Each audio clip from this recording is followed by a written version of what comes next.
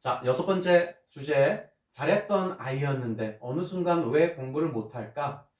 잘했다. 잘했다. 그냥 잘했다. 그냥 굿이었을 상황이었어요. 잘했대요. 그런데 어느 순간서부터 떨어지고 있대요. 자, 잘했을 때는 왜 잘했죠? 지금 못하고 있는 상황, 잘 증명이 안 되고 있는 상황은 또 왜 그렇죠? 왜? 왜라고 하는 것은 상당히 중요한 것 같아요. 이유가 있어요. 손을 놓는다? 이것도 수치적으로 증명이 안 되는 케이스인데 손을 왜 놨죠? 그죠? 혹시 난이도의 문제였을까요?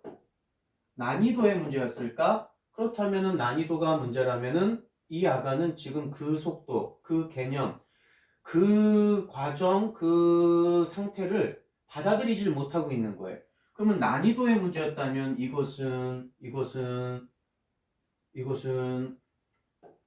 어휘력의 문제인 거예요. 100%요. 예. 그 말귀를 못 알아듣고 있는 거잖아요. 그 말귀를 못 알아듣고 있다? 이것은 우리가 일전에 얘기한 것처럼 문학 어휘와 비문학 어휘에 대한 구분을 이해를 하셔야 돼요. 문학 어휘에는 고전, 현대, 창작, 시, 수필, 에세이 이런 것들이에요. 우리가 알고 있는. 그런데 비문학은 9개의 계열을 기본적으로 갖고 있잖아요. 정치, 경제, 사회, 문화, 예술, 스포츠, 수학, 과학, 예술. 이 9가지 계열이거든요. 그 9가지 계열 중에 수학, 과학이라는 아이가 꼭 있어요. 이 수학, 과학은 팩트 언어거든요. 팩트 언어예요. 팩트. 자, 그렇다면 이 팩트가 초등 때의 수학과 중등 때의 수학과 고등 때의 수학이 연결은 되어 있어요. 그런데 이때 어느 때까지는 잘했는데 어느 순간부터 못했다? 라고 한다면 대부분 중2 때를 의미할 가능성이 높아요. 왜냐하면 중1 때까지는 시험을 대부분 안 보잖아. 학원에서 하는 테스트 정도? 그런데 실질적으로 진짜 이 아이의 실력이 이 정도인가? 라고 하는 합리적 의심이 계속 들었을 거예요. 그런데 내신이 들어가는 이 시점서부터 대부분 아이나 엄마나 충격 오죠. 심히. 자, 이 케이스는요. 여기서도 언급했지만 손을 놓게 된 결정적 계기가 이유가 뭐였을까? 관계에서도 분명히 일어날 수 있는 가능성은 있어요. 그런데 손을 놓게 된 이유는 이 난이도 부분을 어휘력의 부족으로 인해서 손을 놓게 되는 경우들이 대부분이라는 거죠. 어쩔 수 없습니다. 그런데 그 전까지는 왜 잘했느냐? 이때까지는 그냥 쉬웠잖아요. 이 정도까지는 쉬웠잖아. 라고 우리가 그냥 간단하게 표현할 수 있고 인지할 수 있고 예측할 수 있고 유추할 수 있는 이슈잖아요. 어디까지 쉬웠는데 이때까지는 설명이라는 것을 했겠지. 표현이라는 걸 했겠지. 알파벳 ABCD면 외쳐도 지나가다가 어떤 영문장 보이면 그거 읽어내도 우리 아이 영어 천재 아닌가? 라고 하는 그러한 설렘을 갖고 있었겠지. 그런데 현실은 그렇지가 않은 거잖아요. 그죠? 우리가 어휘력을 바탕으로 하는 것이 보통 우리가 독해력이라고 얘기를 하지 않습니까? 이 독해력의 밸런스가 깨진 거예요. 강력하게 깨진 거예요. 왜 문학 어휘와 비문학 어휘를 이렇게 구분해서 제가 설명을 하느냐? 듣고 싶고 알아듣기 쉽고 편한 언어는 익숙한 거예요. 그래서 아는 것 같은 거예요. 그런데 익숙하지 않고 생소한 어색한 영역 장르는 들려도 모르는 거예요. 그래서 끄덕끄덕거리지만 우리는 모르는 거예요. 의사 선생님들이 병원에서 진단 결과를 가지고 의학 용어를 써가면서 막 뭐라고 설명해주면 알아듣는 것처럼 느껴지지만 사실은 자세히 우리는 몰라요. 그래서 되묻는 사람이 있고 그냥 알아듣는 척하고 그냥 넘어가는 사람들도 있잖아요. 자, 여기에서 우리는 지적 호기심이라는 것이 발동이 되는 아이가 있고 또 발동이 안 되는 애들이 있네. 우리가 병원에서 그 설명을 듣고 되묻고 반문하고 되묻고 반문하고는 정말 좋은 학습이에요. 그런데 이때 되묻지 못하는 이유는 내가 설마 이 질문을 하면 무슨 현상이 벌어질까? 나를 어떻게 생각할까? 나를 너무 이렇게 의식하는 거예요. 이거는 자신감 결여잖아. 그럼 그렇다면은 이 또 하나의 이유는 자신감 결여라고 하는 현상도 벌어졌네. 이 자신감은 어떻게 생겨? 그럼 이 난이도를 흡수하지 못하는 나의 말귀를 못 알아듣는 이 현상 때문에 오는 현상이 가장 크다는 거예요. 물론 이 난이도 문제 외에 진로의 미확정이라고 하는 이유 때문에 목표 의식이 상실돼서 오는 현상일 수도 있어요. 가장 강력한 거죠. 또 하나 우리 어머님들이 되게 또 착각하는 지점이 또 언제냐면 중2 단계에서 고1 단계 넘어갔을 때 이때 또 심각하게 또 충격에 한번 휩싸이는 경우들이 있어요. 중2와 중3 때까지는 그래도 어느 정도 버텨냈거든. 이때 암기에 의한 암기 학습에 의해서 중2, 3을 버텨낼 수도 있긴 해요. 그런데 이 암기 능력은 고1 때서부터 와장창창 무너진답니다. 왜? 중학교 학습 과정보다 고등학교 학습 과정이 훨씬 더 많죠? 보통 우리가 한 1.5배수에서 2.2배수 정도까지 늘어나요. 학습의 양이. 그래서 암기의 용량이 벗어나는 거예요. 초과되는 거예요. 그래서 중학교 때 암기하듯이 공부하는 거, 주입하듯이 공부하는 거 정말 피해야 될 학습 방법이에요. 그래서 중학교 때는 문제풀이의 양을 늘리는 게 아니랍니다. 물론 특목고 준비하고 자사고 준비하고 영재고 준비하고 국제고 준비하는 아가들은 물론 문제풀이의 양이 극강으로 올라가야 되죠. 그런 아이들은 그래야 되는 게 맞는 거예요. 그런데 그럴 아이들이 아닌 대부분의 아이들이라면 개념 학습이 먼저예요. 스토리가 있어야 돼요. 모든 장기 기억은 저 암기라고 하는 것은 단기 기억을 의미하잖아요. 그죠? 우리가 공부의 핵심은 장기 기억입니다.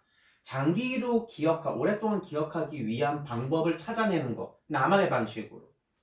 그래서 우리는 보통 뭐 마인드 맵핑 같은 거 그래서 많이 배워봤잖아요. 그죠? 기억에 어떤 저장 공간을 만들어 놓고 거기에 카테고리를 정리해 놓고 거기다가 들락날락 키워드들을 밀어 넣었다 뺐다 그 정리하는 법이 마인드 매핑이었잖아요. 똑같습니다. 모든 공부는 마인드 매핑 하듯이 기억하는 장치를 나만의 방식대로의 암호 장치를 만드는 거예요. 근데 그 암호를 만드는 방식 중에 가장 좋은 방법은 이 어휘력이 기반이 안 되어 있으면 그 스토리 연계가 쉽지가 않다는 거죠. 아주 근본적인 얘기지만 아주 중요한 얘기입니다. 그래서 우리가 일전에 제가 뭐 현장에서 많은 아이들을 만나다 보니까 정말 많은 케이스들의 아이들이 있죠. 중학교 2, 3학년 때까지만 하더라도 뭐 의대 준비할 예정이에요 라고 되게 당당하고 자신있게 표현하던 어머님들께서 저는 되게 궁금하고 되게 의심스러웠고 되게 조심스러웠던 그 아이의 독해력, 어휘력 부분이 밸런스가 깨져 있는데 이 정도 수치적인 증명이 나왔다고 하는 것은 저 아이가 지금 얼마나 많은 학원을 돌아다니고 있을까? 자기 노력이 안 보이고 있는데 성적은 나쁘지가 않대. 그때 바로 우리 엄마들 되게 기분 좋거든요. 엄마의 노력이 우리 아이의 성적으로 대변되는 듯한 그 느낌 같은 느낌. 그거 찰납니다. 그래서 어머니들의 자기주도 력이 너무나 강력해서는 안 된다고 제가 누누이 강조하는 거예요. 자기주도력은 아이들이 발휘를 해야죠. 아니요, 아이들이 발휘할 수 있게끔 하기 위해서 우리 이런 행위를 하는 거죠. 우리 세상을 살면서 여러분들도 30대, 20대, 30대, 40대, 50대의 삶을 지금 살아가고 있잖아요. 암기하면서 외워가면서 무언가를 하는 사람들이 있던가요? 그렇게 살아본 적이 있던가요? 아닐걸요? 대부분 다 우리는 이해하고 인지하고 그것이 내 거로 되었을 때 비로소 빵 하고 내 거로 만들어진답니다. 요리를 좋아하는 저 역시도 요리하는 거 되게 좋아하거든요. 그런데 무슨 음식을 하나 만들려고 레시피를 보고 만들잖아요. 요리에 관심이 많다 보니까 이해하고 흡수하는 속도가 빨리 만들어요. 단박에 만들어요. 제법 괜찮게 만들어요. 그러면서 나 요리 천재 아니야? 이런 생각도 해요. 그런데 일주일만 지나고 한 달 지나잖아요. 그 레시피가 기억이 안 나요. 왠 줄 아십니까? 그 레시피는 내가 만든 레시피가 아니었잖아요. 그죠? 그렇다면 내가 만들지 않은 그 레시피를 내 것처럼 만들어 버리려면 반복이라고 하는 걸 그때는 해야 되는 거예요. 반복은 그래서 중요한 거예요. 그런데 저는 필요성 그리고 즐거움이라는 것을 맛보고 있고 알고 있고 느끼고 있는 아이잖아. 그러니까 그것이 반복이 재미있는 거예요. 왜? 할 때마다 나만의 방식을 조금씩 내 거화하는 그 절차, 과정을 거치니까. 그래서 한 서너 번 정도만 반복을 해서 만들어 보면 그 레시피는 절대로 까먹진 않아요. 그렇다면은 다섯 번째, 여섯 번째 갑자기 누군가 손님이 왔어. 그 음식을 내가 만들 거야. 그때 냉장고 문을 열었어. 그러면은 저는 어떤 현상이 벌어지느냐? 냉장고 안에 있는 재료로 나만의 방식의 레시피가 있었으나 응용이라는 것이 되는 거예요. 그래서 막 때려 넣을 수 있는 이것저것 때려 넣을 수 있는 용기와 도전과 그 이행이라는 것이 가능한 거예요. 우리 공부도 마찬가지입니다. 이것을 알고자 하는 호기심, 지적 호기심이 없다면 사실은 그때서부터는 시간은 조금 더 걸려요. 그런데 지적 호기심이 있었다고 한다면 그때서부터는 반복된 행위가 의미는 있습니다. 아까 우리 아가들 글로 정리하는 것이 1차적인 예습의 행위였다면 2차, 3차에 해당하는 복습 행위는 있어야 돼요. 물론 예습도 7회 예습, 7회 법칙이라고 저는 항상 얘기하거든요. 예습도 7번의 반복을 해야 되고요. 복습도 7번의 반복된 복습을 해야 된다라고 얘기를 해요. 물론 서울대급, 연대, 고대 정도 가는 애기들한테는.